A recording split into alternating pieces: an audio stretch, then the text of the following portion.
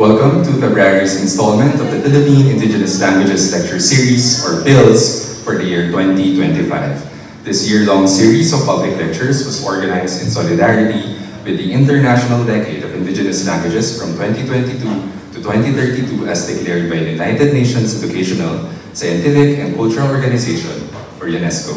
I am John Michael Tepano, your moderator for today. This event is being recorded and will be uploaded at the YouTube channel of the UP Department of Linguistics. For the members of the audience, if you have any questions, we will try to address them after the talk. We request that you keep your queries concise, to the point, and respectful. Please be quick and please be kind.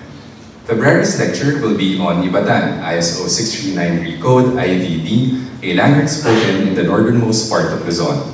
Our speaker is currently an associate professor and the chairperson of the UP Department of Linguistics. She finished her PhD at the School of Culture, History, and Language at the College of Asia and the Pacific, Australian National University in 2022. She has presented and published various papers on language contact and change, focusing on the Austronesian languages of the Philippines and Taiwan. She is currently working on the documentation of Ivatan, a language spoken in Babuyan Claro, Philippines. She is also working with the Bukidnon community of Nueva Vizcaya in northern Philippines regarding the documentation of their language.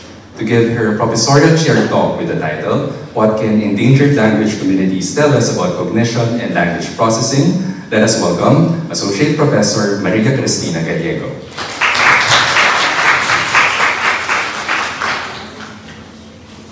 Thank you, JM. And first, a caveat for everyone. I'm not a psycholinguist.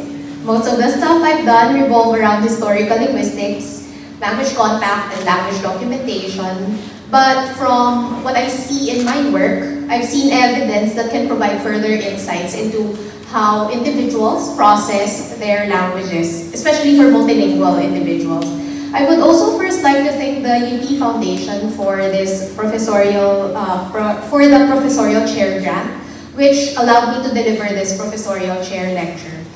This lecture was also first presented as a plenary talk at last year's annual meeting of the Austronesian Formal Linguistics Association hosted by the University of Massachusetts in Amherst.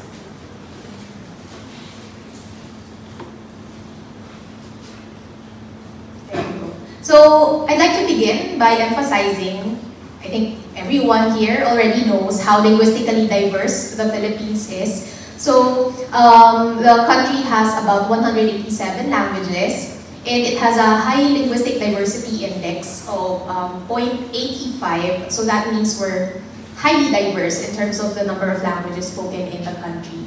Also, aside from that, the communities in the Philippines are highly multilingual, where we see individual and community level patterns of multilingualism. That is how people use the different languages they know in their repertoire. So this kind of patterns of how we use our languages is what I argue to drive and facilitate contact-induced language change.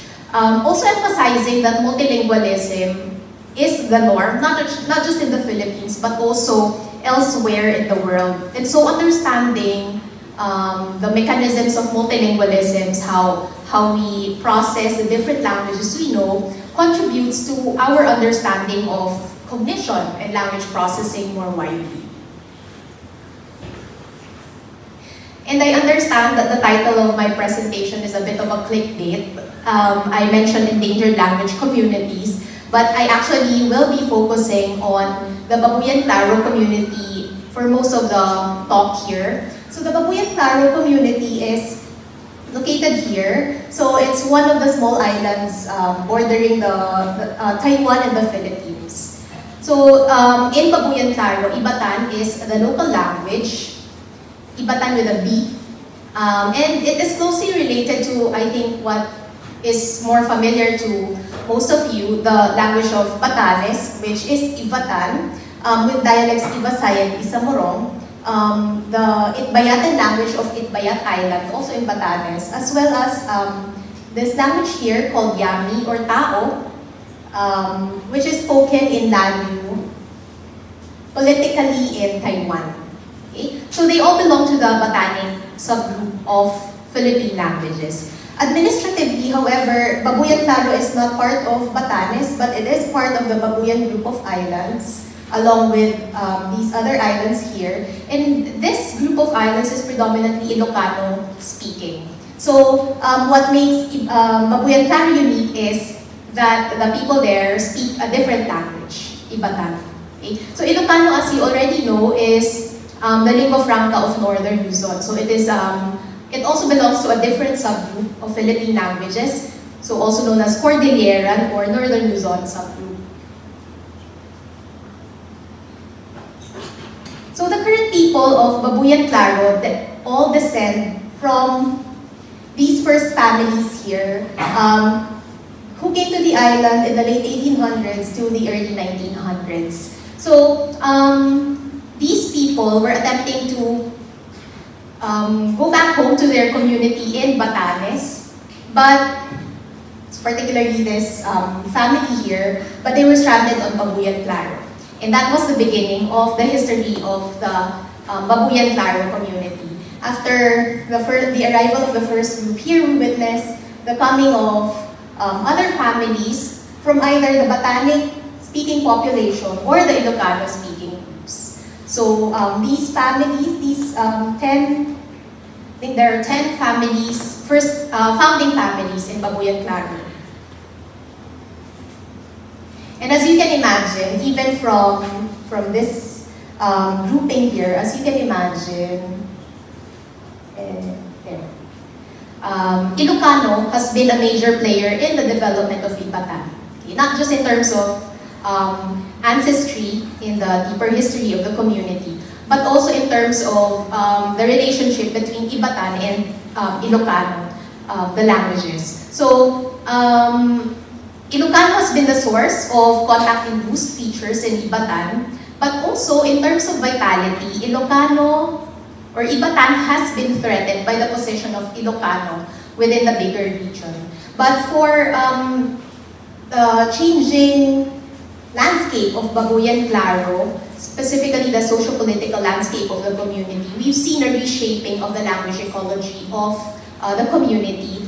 So, for example, the change in socio-political structure, where we see the transfer of the village center from originally an Ilocano-speaking hamlet to an Ibatan-speaking one, as well as the shift in religion, with the language of religion also shifting from Ilocano to Ibatan, certain educational reforms including the mother tongue-based multilingual education, as well as recent improvements in geographic mobility. So all these changes have contributed to the revitalization of the Ibatan language.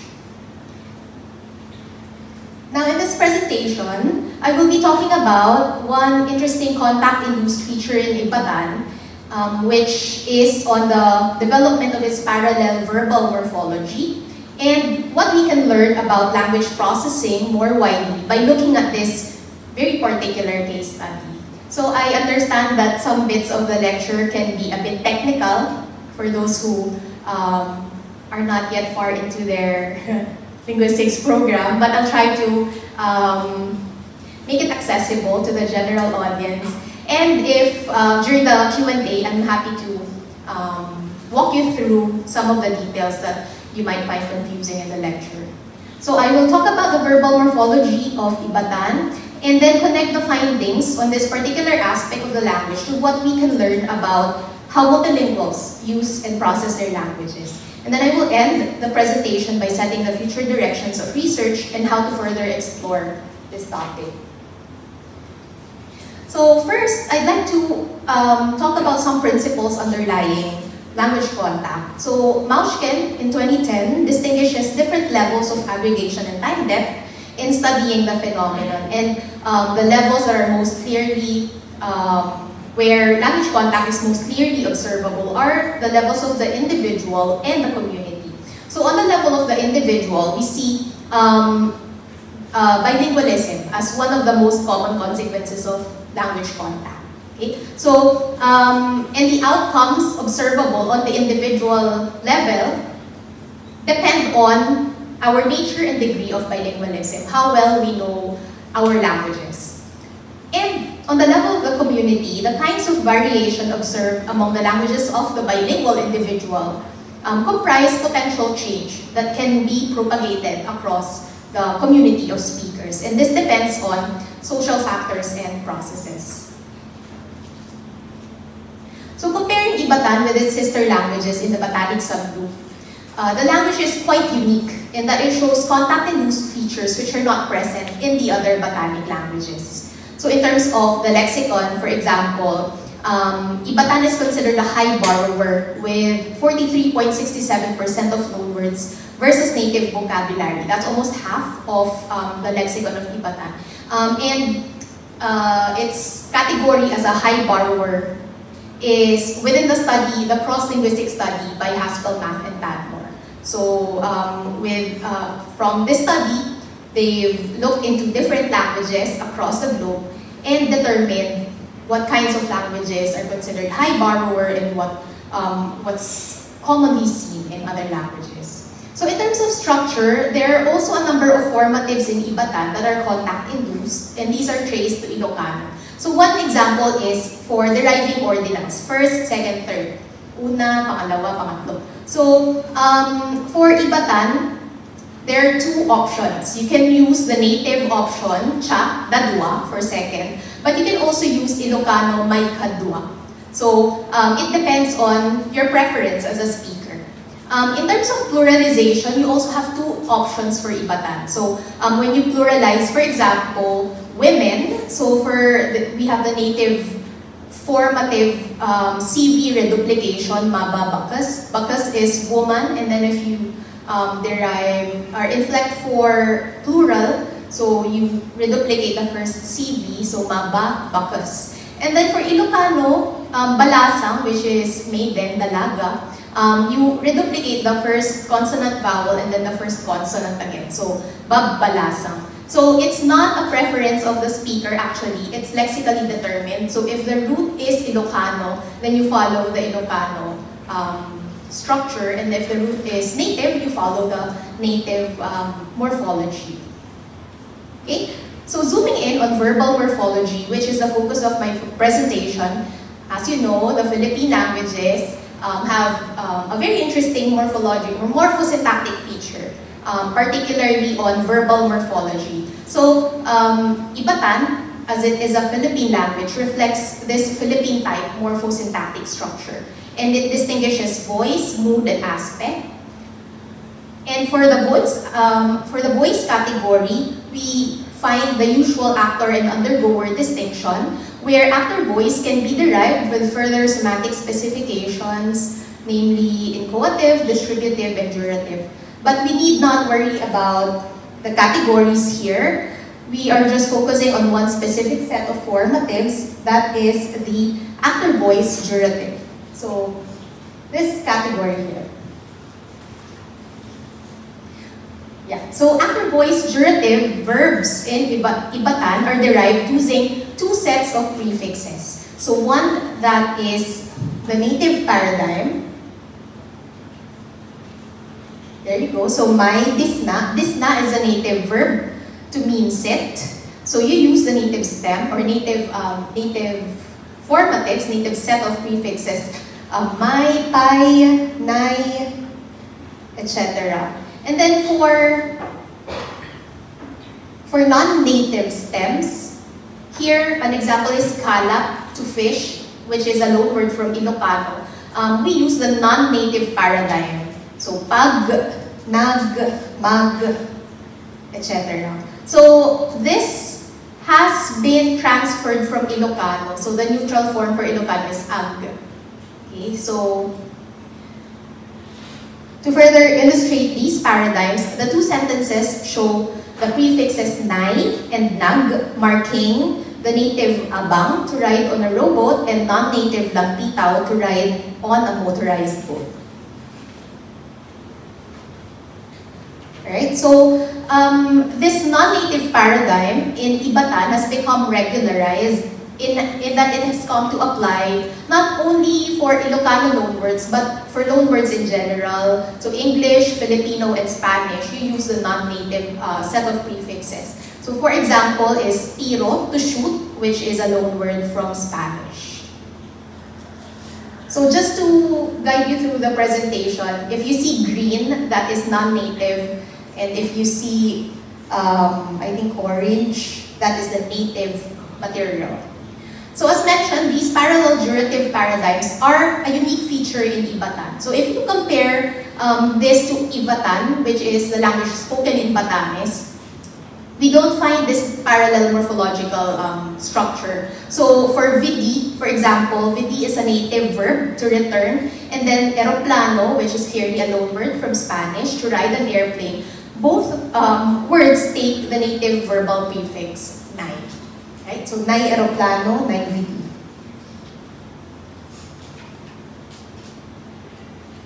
So my main corpus is Marie et al.'s dictionary, and they have identified 1,436 stems that can occur with the two sets of jurative prefixes in Ivatan. And not surprising to see that the vast majority of these stems follow the expected distribution. So for native formations, we find native stems occurring with native morphology, as expected. And for non-native stems, they form complex loanwords because they combine with non-native morphology. Complex loanwords meaning you borrow the word as a package, including the structure, the morphology, and the root. So the remaining 168 stems reflect unexpected formations, and this is what I find interesting in the data. They mostly comprise of hybrid formations or combinations of native and non-native elements. So I will be discussing each of these unexpected formations in the next few slides. So there is a small number of hybrid formations observable in the language, which are of two types. So type 1 is a combination of a non-native prefix occurring with native stems. For example is magbuang, which is to go bald, mapanot. So mag is the non-native prefix occurring with a native stem, buang. And then for type 2 hybrid formations, these comprise native prefixes occurring with non-native stems. So for example, my bilag, where bilag is a loan word, but a very old loan word, to dry under the sun, but occurring with the native prefix, my. So at only 0.97%, type 1 hybrid formations constitute a very small fraction of all instances of jurative formations. And similarly, type 2 formations comprise also a very small portion, about 3%. And while they are indeed small in terms of percentage, these two hybrid formations, along with other unexpected distribution, point to further complexity in Ivatan in terms of diversity of structures. So aside from hybrid formations, what set of unexpected formations involve loanwords that are derived with a non-native paradigm as expected, so complex loanwords. So again, non-native morphology and non-native stem. But if you go higher in more complex derivations involving combinations of prefixes, the native morphology is used. So to give you some examples, bosel here is Ilocano loanword to develop buds of a fruit or vegetable. And if you derive the basic jurative formation, magbosel, so that's the expected combination. But for complex derivations to derive jurative and then distributive, to develop buds together, you find the combination of the native prefix mai in combination with cha and then the reduplication. Right? So the same can be said for tiro, Spanish, magtiro, which is to shoot, but the prefix reverts to the native option, mai sin titiro, because it combines with native formatives. Okay? So why is this interesting in terms of processing? Such cases, like these two examples here, suggest how morphology even in agglutinative languages that have relatively transparent compositionality, such as Ivatan. Transparent meaning you can identify the function, so there's one morpheme, one function, and it's clearly transparent. But despite this apparent transparency or compositionality, languages like Ivatan seem to encode meanings on the basis of patterns of combinations, irrespective of the discrete functions of the component elements. Meaning, we seem to process, the data suggests that we seem to process this combination of my, sin, and then the reduplication as a chunk, instead of segmenting specific morphemes or discrete morphemes. Right? So similarly here, Maincha Bosel, so it seems to be processed as a chunk. That's why we revert to native morphology when we derive more complex formations. Alright, so moving on, there are also a few cases where both native and non-native durative prefixes can be used with the same verb but appear to encode divergent meanings. So for example, cuarto, room, can be derived with both mai and mag. So mai has the more stative function, whereas mag is more dynamic, to make a room versus has a room. Okay? And then there are also instances where both native and non-native prefixes appear to be used interchangeably. So it again depends on the preference of the individual speaker. So the cases I just described clearly illustrate how the distribution of the durative paradigms in Ivatan, while relatively straightforward in most cases, can still be unpredictable for a small set of stems that constitute what I have presented as hybrid formations. And this seems to be lexically determined, so it depends on the verb. And the paradigm, therefore, has added to the morphological complexity of Ivatan through contact-induced change. So what we have seen in the previous slides is community-level kind of change. So this means that the function and distribution of the native and non-native prefixes has been regularized and is used by the whole community regardless of individual level proficiency in either Ivatan or Ilocano. So it doesn't matter if the person is proficient or less proficient in Ilocano or Ivatan, the patterning applies to everyone. So we can consider what we've seen earlier as as one that involves a deeper layer of change in Ivatan. But looking at present day individuals, how they use Ivatan in their everyday language, we see other unexpected formations that are kind of variable and transient. So it's not regular, and these are actually treated as errors by native speakers of Ivatan. They indicate ongoing linguistic influence motivated by the individual's language dominance. Okay, so perhaps an Ilocano immigrant trying to use Ivatan would reflect Ilocano features in their Ivatan. Okay, so for example, maybe relating to Tagalog, when we try to speak English, we might be using Tagalog prefixes or formations, and at the same time, when we use Tagalog, for example, we might be using some English constructions, or like the use of pluralization, for example. So that is what is happening at a more synchronic level in the language. So I've looked at the corpus, and there are very few instances of such ongoing cross-linguistic influence. Only 9 instances of the 711 tokens of durative formations. While quite few in number, admittedly, these tokens are taken as clear evidence of imposition of Ilocano structure into the speech of non-dominant Ivatan speakers. So let's hear Ivatan speakers using their language. So in this example, chichuas is the native verb to look for. So, ay chichuas do, yan na nun, kayo. So this is the a dominant speaker, LT, using the form correctly, nai chichuas. So we expect, since chichuas is a native stem, we expect nai, the native prefix, to be used. But for LT, who is a non-dominant speaker, she is an Ilocano immigrant, and she uses the same word, chichuas, but let's hear the example. Pati iyo mo chitua, ay wano, kinagchipag chichuas. So, nachipag chichuas.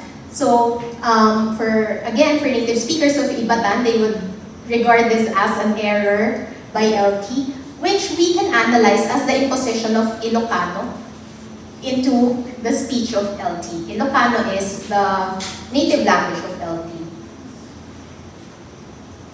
In some instances, the speaker actually becomes aware of the misuse of the prefix. So this is observed in RM, who is also a non-dominant speaker. Again, an Ilocano immigrant.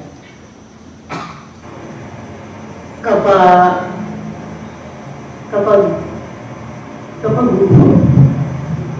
buko po, So if you actually hear, there was someone else speaking in the background. She was being corrected by her husband. So this is actually a good recording of how non-dominant speakers become better or more proficient in Ivatan. It's really people around them correcting them. And I've seen this many times during my field work in Babuyan Claro. So they are very open to being corrected. And this is also an example of changing dominance in the language. So as one's dominance or proficiency in Ivatan increases, such kinds of imposition of Ilocano structures tend to lessen in their speech. So interestingly, this mixing of affixes is also seen in some, say, dominant speakers. So we can see this in MS, who is a younger speaker, reportedly dominant in Ivatan. So let's hear the example. So wakwak is a native stem with nag, a non-native prefix. So nagkapay wakwak. While MS claims to be dominant in Ivatan, he grew up in Babuyan Claro. He has been away from the community for many years because of schooling. So I don't know, maybe we see MS changing dominance patterns in his repertoire. So what we have just seen are two levels of contact-induced outcomes in Ivatan. One is on the level of the community, where the use of the non-native verbal morphology has been regularized regardless of language dominance, and one that is on the level of the individual, where we see this change as a kind of transient one. Now we will try to explain, this is the technical bit of the presentation, we will try to explain how this has come to be. So how the non-native paradigm in Ivatan has developed. So as seen in the case of Ivatan, contact-induced structural change is not as uncommon as previously claimed. So in older literature, they say that it's almost impossible to find examples of structural transfer, of borrowing of structure. And it is more common to find borrowing of vocabulary, for example. But there are various constraints, factors, and mechanisms that are argued to drive or explain morphological change. For example, linguistic constraints, such as this notion of stability. So there are particular elements in our language, or in languages that are claimed to be stable, and they are more resistant to transfer or to borrowing. So the items that are less stable, these are considered less structured, less entrenched in our, in terms of cognitive processing. So these less stable elements are what can be considered as easily transferable, easily borrowable. So for example, content words, nouns, and verbs are said to be less stable and hence more borrowable. And for structural elements such as morphology, these are said to be very stable elements and can be resistant to transfer.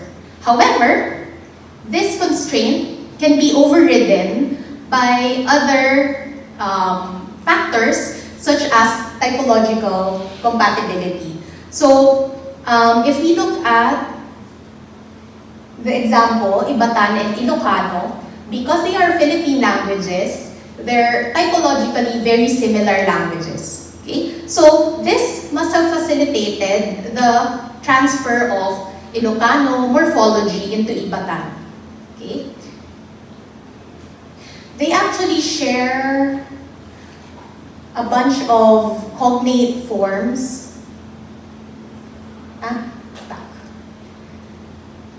Okay, so they actually share a bunch of cognate forms, and some are actually indistinguishable. So you don't know whether or not they're native or non-native because Ilocano and Ivatan are completely identical in terms of some forms. Okay?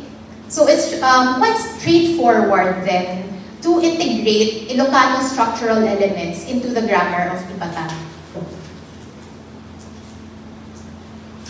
So it's not just linguistic factors that are argued to drive contact-induced language change. We also want to look at the context of the community, the context of the languages and the speakers. So recently there have been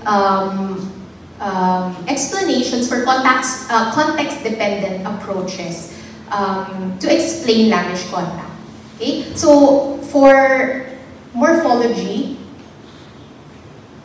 so Seifert in 2015 represents morphological transfer as a line where on one end, native structures are restricted to non-native stems. So here, where on one end, non-native structures is restricted to non-native stems, and this can be taken to involve indirect transfer of structures via complex loanwords. Okay? Indirect transfer meaning the transfer of morphology has been facilitated by the transfer of the full loanword. It's a package. The whole complex loanwords has been transferred to the language. Okay? So the extreme end are cases of hybrid formations. This is coupled with the absence or rarity of complex loanwords, among other criteria, and are taken to be indicative of direct borrowing. So hybrid formations meaning the combination of native and non-native elements. Direct transfer meaning you somehow know that this is the morphology and you have borrowed the morphology directly into the language. Okay? So these mechanisms often involve factors beyond linguistic structure. So Seifert argues that indirect transfer is governed by more complex processes determined by schemas and local generalizations that revolve around the frequency of complex loanwords that carry the affix in question vis-a-vis corresponding simplex loans. So it can be quite difficult to comprehend. So let's try to unpack this. Meaning, so complex loanwords, if we look at how they have been, indirect transfer has been facilitated, it depends on our analysis as speakers. So we rely on combinations of the native, the borrowed morphology with the borrowed stem. And based on these patterns, vis-a-vis simplex forms, say, ano ba? So, ano bang example? magtiro. For example, the Spanish to shoot. So magtiro, ano ba example? Maglampitaw. And then you also find a corresponding equivalence of just lampitaw in use, or tiro, just tiro. Now, as a speaker, you analyze that, okay, mag must be the affix. And so, I'm analyzing that mag serves a function, and I will also borrow it. So, it's really a complex, it involves some complex patterning that as speakers you find frequently used in the corpus. Okay? Whereas direct transfer relies on the speaker's knowledge of the source language, meaning you actually know, for example, the source language, Ilocano, and you know the specific function of the morphology, mag. And that is why you tend to borrow that. Okay? So these are actually extreme ends of the phenomenon of structural transfer, and Seifert argues that it is actually, so if you look at it as a cline, it is, the explanation lies somewhere in the middle, or yeah, not in the extreme ends. Okay? So given what we know of the nature of multilingualism in Babuyan Claro, the speakers are already clearly knowledgeable in Ilocano, and so this must have played a crucial role in the development of non-native morphology in Ivatan. It's easier to borrow morphological structure if you also know the source language. Okay? That is, good knowledge of Ilocano, along with the fact that the two languages are typologically similar, allows for easier morphological analysis on the part of the speaker. And this can then promote the morphological productivity for non-native structures. Now, in terms of bilingual mechanisms, following Van Cutsem's model for language contact, type 2 hybrid formations, that is, again, combination of native prefix and non-native stem, indicate recipient language agentivity or dominance in Ivatan. So Ilocano loanwords are integrated into Ivatan using native morphology. So think of how we borrow English loanwords into Tagalog. So we still use Tagalog morphology when we use English verbs, right? So magpicture, dine in, for example. So these are indicative of recipient language agentivity, meaning you are still dominant in Tagalog, the speaker is dominant in Ivatan, and they've been using native structures to adapt borrowed vocabulary. In contrast, type 1 hybrid formations, so the use of a non-native element with a native stem, indicates imposition of source language structure, which is indicative of dominance in the source language. Okay? So, as we've seen in the examples with recordings earlier, so the imposition of Ilocano into the Ivatan speech of non-dominant speakers is what drives the use of non-native morphology. So we've seen the development and use of the parallel jurative paradigms in Ivatan, both at the level of the individual and the community, as well as explanations behind the mechanisms that have driven such patterns of language use. So following what we know of ongoing individual and community level contact mechanisms based on frameworks for language contact, we attempt to link outcomes with particular points in the history of the Babuyan Claro community. Babuyan Claro is a good case study because it is a young community with a documented history. We actually know the genealogy of the people, and have, phases in the history of the community have been documented. So I won't be going into the details here, but what we can observe in Ivatan can easily, if you look at Ivatan and its features at present, it can easily be seen as a static picture of the language. But if you look into the details, the features you see in the language constitute distinct layers. So it really is like doing archaeology where you see a stratigraphy in the language. And this is linking these outcomes to what we know of the history of the community. It really takes a good understanding or a nuanced understanding of the processes of language contact, language processing mechanisms, of how multilinguals use or learn their languages. So again, I won't be going into the specific details here, but I'm happy to talk about this in the Q&A later. So what makes all of this interesting, and why am I giving this lecture? So I have two things that I want to raise here in the final part of my presentation. First is regarding theoretical morphology and language processing, and second is regarding the various constraints and mechanisms invoked for language contact. So first, understanding contact-induced structural change, that is how non-native structures become introduced and embedded in a language, is well connected with how we understand the nature of morphology and language processing. So if we agree with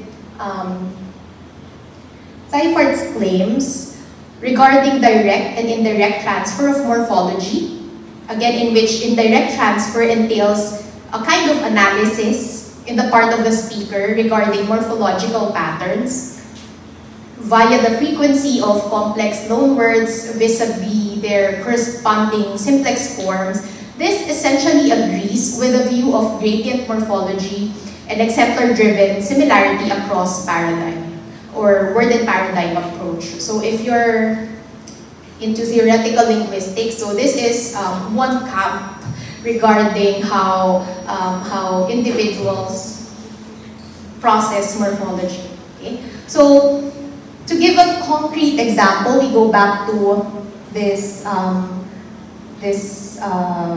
example here of Ilocano bossel with a mag-bossel with a basic jurative derivation, taking the non-native morphology, which is the expected one, and going back to native morphology involving complex derivations. So why? Why is this the case? Why is there a tendency to revert to native morphology as one moves further away from the base? Are we analyzing these morphemes individually, or do we process them as chunk? How do you learn morphology when you learn a foreign language? Okay? So, and also, how do we test such theories on morphology with actual data on production? How common would we find these formations? Okay? And second, so regarding the various constraints on the mechanisms for language contact, the specific case of Babuyan Claro demonstrates change driven by the dynamic patterns of multilingualism of the community. And we see this in how materials exhibit different degrees of adaptation, reflecting what I have identified as layers of change. For example, to work, you have two options. May Tarabaco, which is a hybrid formation. May is the native prefix with a loan word, Tarabaco. And not only that, you also see highly adapted loan word in terms of phonology, where you see the breaking of the clusters.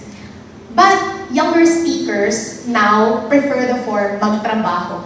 Trabaho is closer to the source language pronunciation, as well as they use the non-native morphology.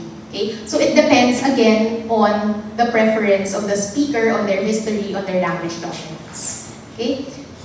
So it's also nice to reflect how you actually use loan words, for example, in how you use English or in Tagalog. Okay? We also see a kind of multilingualism that acknowledges a mixed identity.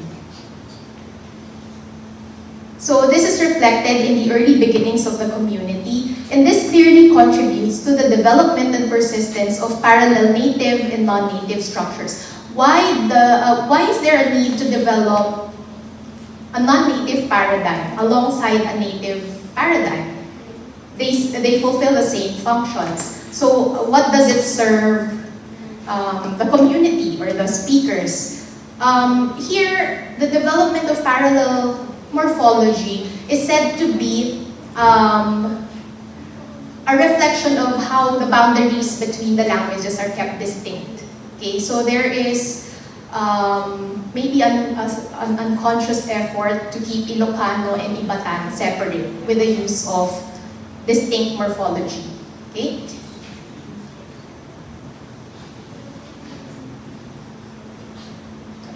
So the dynamic multilingualism of Babuyan Claro is also reflected in individual patterns of language use, where we see changing dominance among individuals. Self-corrections reflect this ongoing process, and we also see how non-dominant speakers learn the patterns of Ivatan.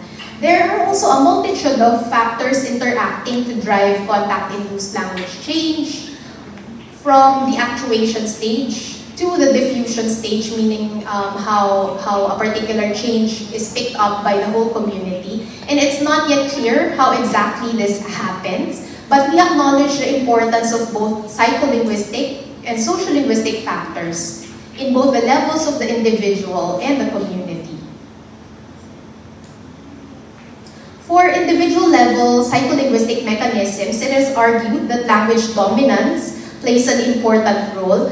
Language dominance, I've been mentioning this construct many times in the lecture. It's not the sociolinguistic dominance that pertains to hierarchy, but language dominance meaning, for example, dominance in the left hand, dominance in the right hand. So it's a psycholinguistic construct that involves not just proficiency, but how often you use your languages. So what can be linguistically dominant for you in a particular domain. So if you want to use language dominance as an explanatory variable, that is as a predictor of contact-induced outcomes, we need to operationalize it. So we know that language dominance is not just a matter of proficiency. It's multidimensional. It's mediated by sociolinguistic parameters such as use, our attitudes. It's also gradient. It's not as simple as saying one is dominant or non-dominant in Ivatan.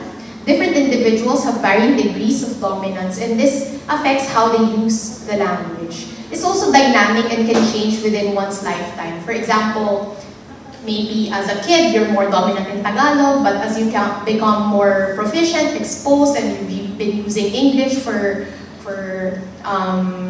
your schooling, then you become more dominant in English. So it's also domain and context specific. You can be dominant in English when it comes to reading or writing, but you're more dominant in Tagalog when it comes to speaking. So all these things we know of dominance highlight the importance of having a really good operationalization of the construct. And consequently, it's a good way to measure dominance within and across individuals. So this is also something that still needs to be done in frameworks for language contact, for example, or frameworks for psycholinguistics.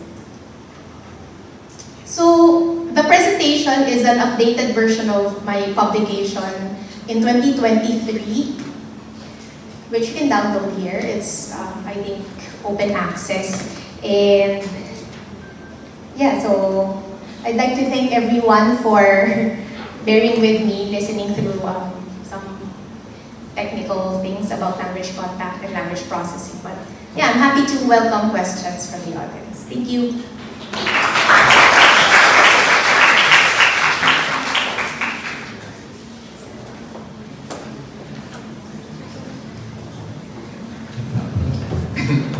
Thank you, Ma'am Tina.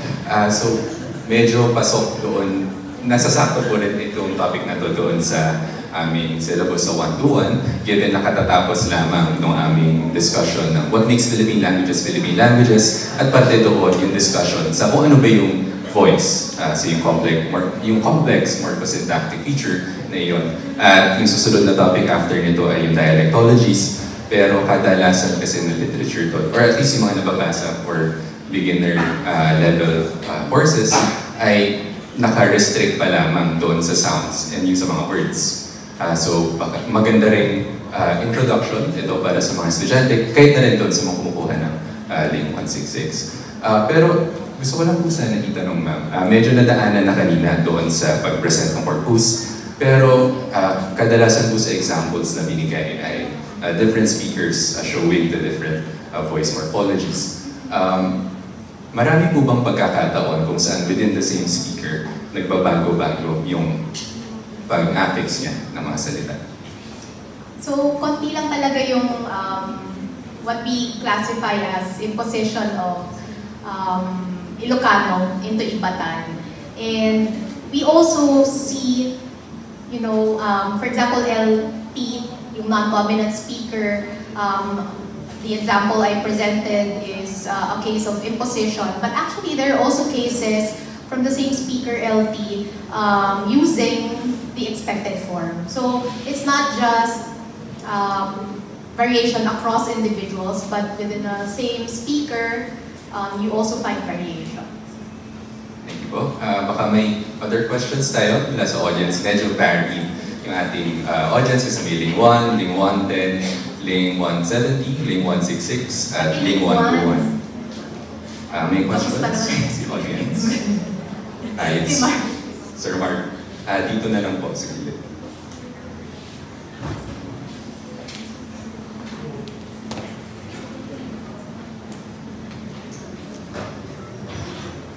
Hello. I'm just wondering about yung situation kasi yung multilingual versus monolingual. Or do you have cases na monolingual speaker in Ivatan? And this is related to my other question, which is yung grammar that we're discussing between yung mixing at saka yung hybrid constructions. Do you think they're part of yun yan? Because they're born multilingual, assuming. So that means those constructions may be acquired as is, and no longer really transferring or sharing between two other stimulus. So kumbaga yun yung question ko, kung may mga exposure sila sa monolingual construction and then may exposure sila sa Ilocano constructions and then they mix, or it's there. So yun yung actually problem talaga when I was developing the thesis. So where does it start, diba? Yung Ivatan, what do you classify as Ivatan? But in terms of, sige, we start with multilingualism. There is no monolingual in the community. So everyone knows Ilocano and Ivatan. But they just have different, siguro, preferences in terms of use. Some people use Ivatan more frequently than Ilocano, but everyone is multilingual. But again, in terms of acquiring these patterns. So that is why I distinguish between community and individual level kinds of change. So yung community level, it really is, we see this applying for everyone, regardless of their proficiency in either Ivatan or Ilocano. So we see these features developing really as part of the grammar of Ivatan already. So, pero what is Ivatan, diba? So it's, yun yung difficulty of looking at Ivatan, which is, you know, a language that has been really shaped by contact from its early beginnings.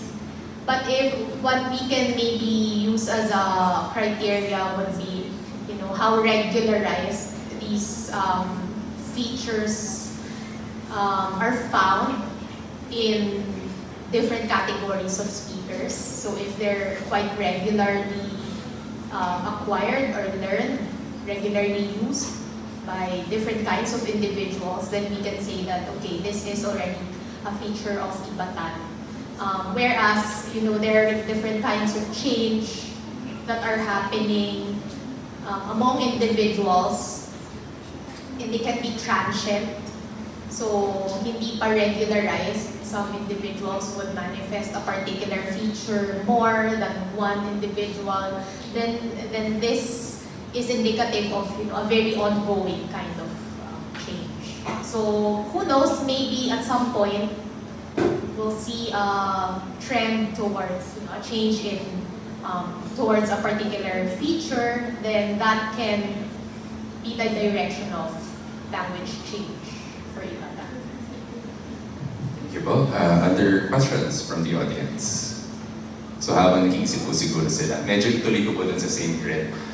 Kasi nabanggit niyo po na baka may argument for it being already part of the grammar. So at may mga nabanggit akong examples from the younger members of the community. So ano po kaya yung parang ilang examples ng situation ng pagtuturo ng wika sa mas younger na members? I think it really is, it begins in the home. So, Ibatan is actively acquired by children. Originally, so clickbait yung title ko, What Can Endangered Language Communities Tell Us About Processing? Actually, Ibatan has been, previously, it was considered an endangered language. So, the speakers were shifting to Ilocano. But with the recent, more recent socio-political changes in the community, it's becoming more vigorous. So, yung acquisition, you can really see children now acquiring or learning Ibatan as their first language. So, yun, very natural na transmission ng language. So, from the home to the community. And Ibatan is also used as medium of instruction in basic education.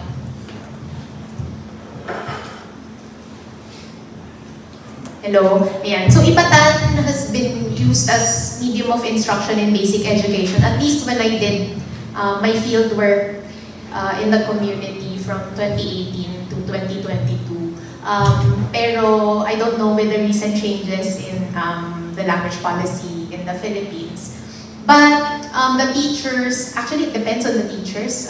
Some of them have been actively learning Ibatan and using Ibatan to teach their subjects, but some are less proficient because they're recent immigrants, Ilocano immigrants into the community. But in terms of teaching Ibatan, like grammar, I don't think they really teach, okay, this is the morphology, this is the stem.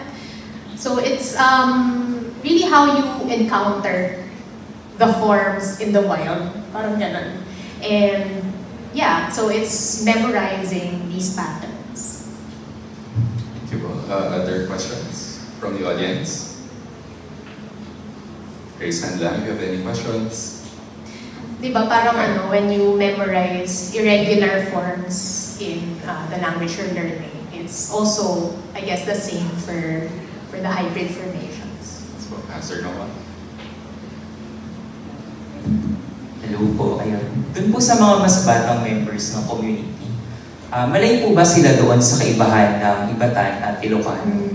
Kasi di ba kanina doon po sa may recording, merong isa na kinokorek na hindi yan tama, pero yung mga bata pa na-identify ba nila, ito Ibatan, ito Ilocano?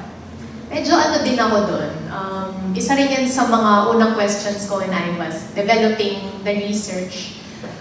So how well do people know that the boundaries of their languages? I think alam nila.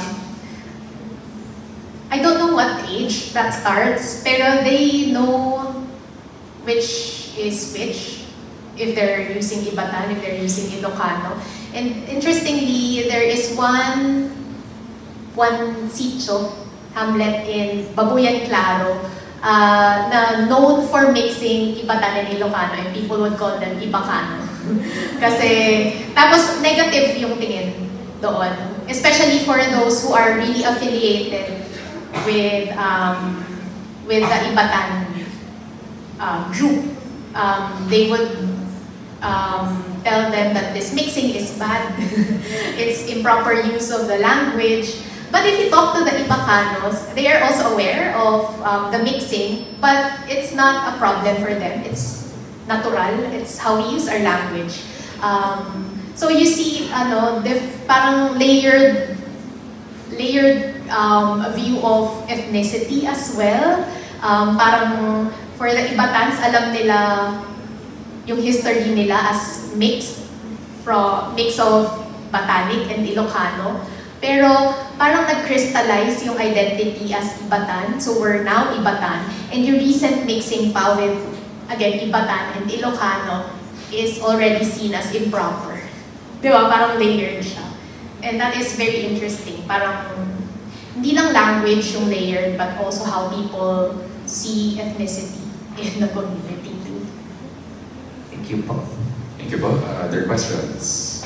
So baka habang nag-iisip, medyo babalik po ako doon sa loans and yung loan systems. So kung medyo i-connect natin sa Tagalog, nangyayari as you've discussed, for example, yung sa tapos yung internet-related words, so Facebook, mag-Google, pero doon nga rin po natin nakikita na parang meron ding hindi verbs na kinakabitan ng verbal morphology.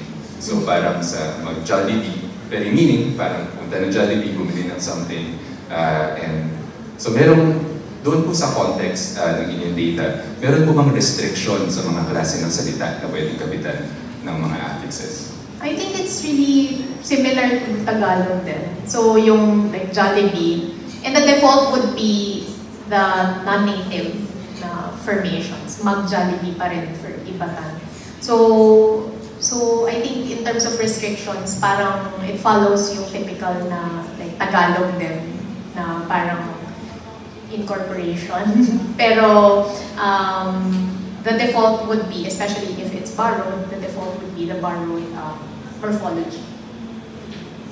Thank you po. Other questions from the audience? Yes, meron po tayo isa dito. Lapit na lang sa microphone. So hello po.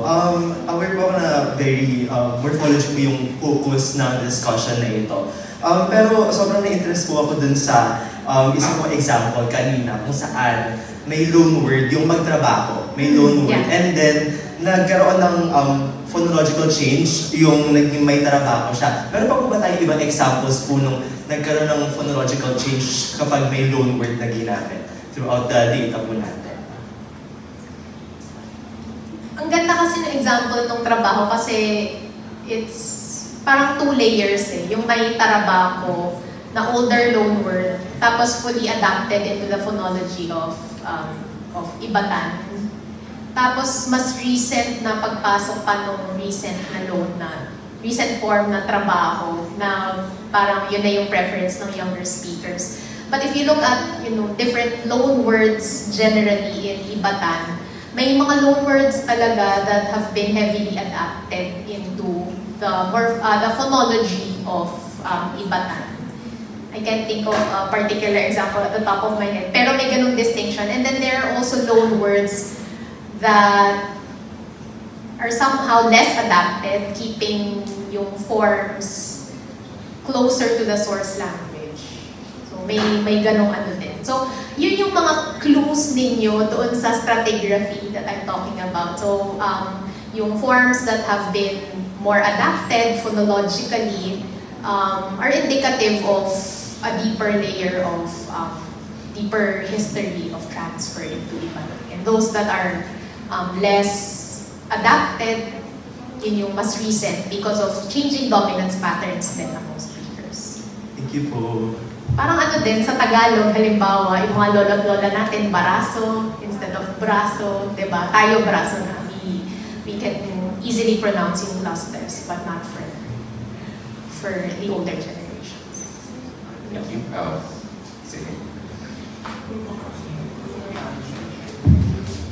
What would be your thoughts po on the possibility of hybridization between the two languages, since it was mentioned earlier na parang there's this variation called Ibacano. However, it is seen to be like in a more negative light. Yeah. However, you would also say that it's kind of hard to differentiate between the two languages given the similarities in their cognates. So, and what would be your thoughts on possibility of hybridization? Magkaibang language families yung Ivatan and Ilocano. So, while they share a bunch of cognates, magkaiba talaga sila even ng subgroup. So, you can really tell whether or not yung isang utterance is Ivatan or Ilocano or a mix of Ibacano.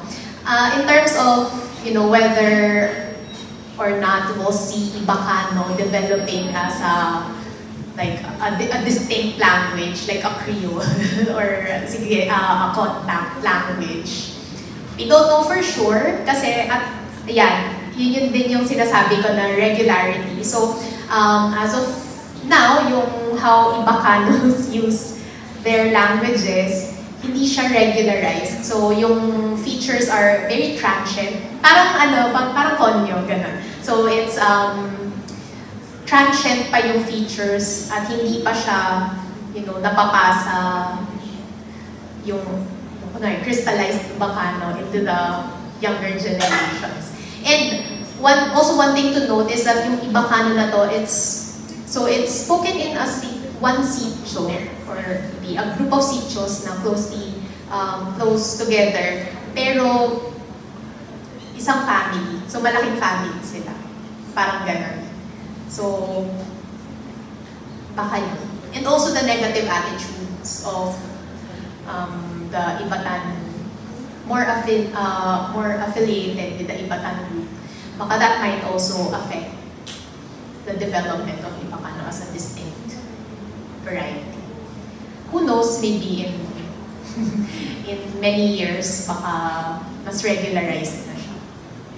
Thank you very much. And siguro po para isarado itong question and answer portion, medyo gusto ko rin pong silipin yung parang narrative behind the topic.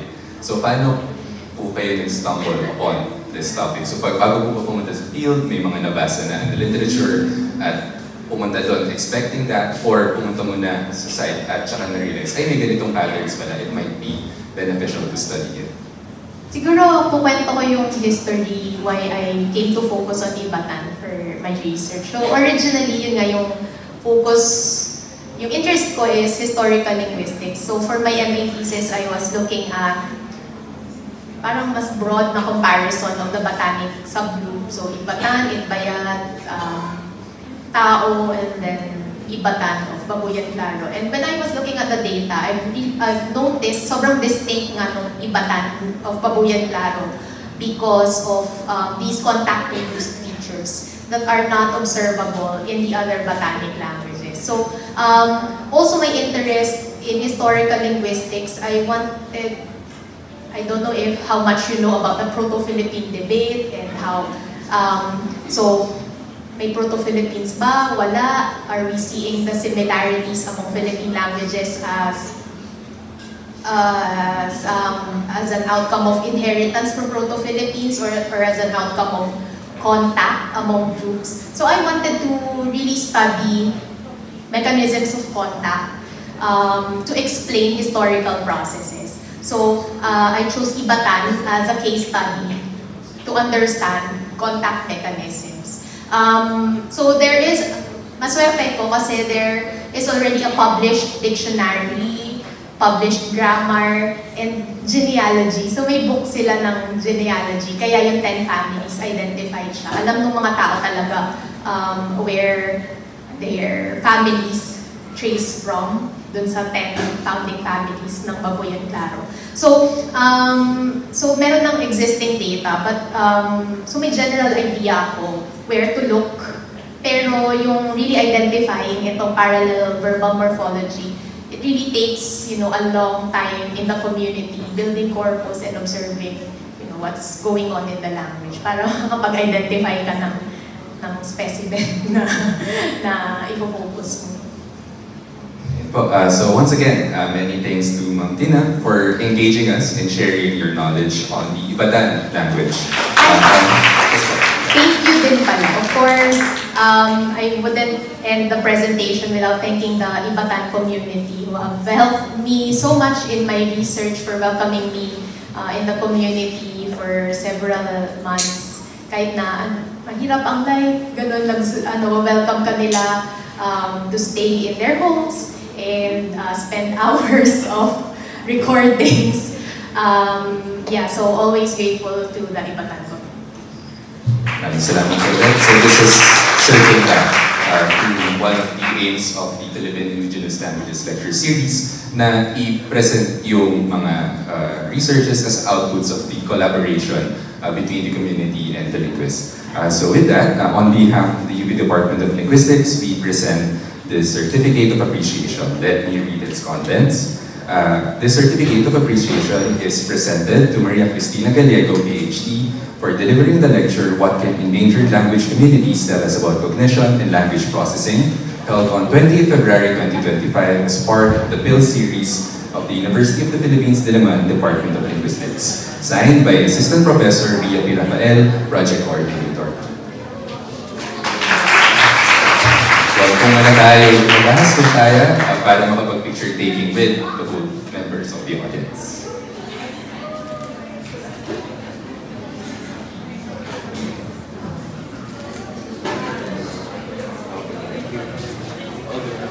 Thank you very much. So we also thank the audience for their participation and questions, including those who are watching the recorded version on YouTube. For the members of the audience today, if you want a certificate of attendance, please scan the QR code posted at the front or at the entrance, or type the URL bit.ly/PIILSIVB. Only PILS is in all caps in their device's browser to answer the evaluation form. Regularly check our website and social media pages for announcements on future events and activities. March's installment of PILS will be the Voice Aspect Paradigm in Bukalot, Egomon, to be presented by yours truly. On April, we will have ang konsepto ng Gawat sa Wikang Pangasinan by Assistant Professor Francisco Rosario, and the semester's final installment will be Tangkang Paglalapad ng ilang kontemporaryong teorang panggramatika sa Porohanon by Assistant Professor Vinci Santiago. Thank you very much, everyone, and have a great day.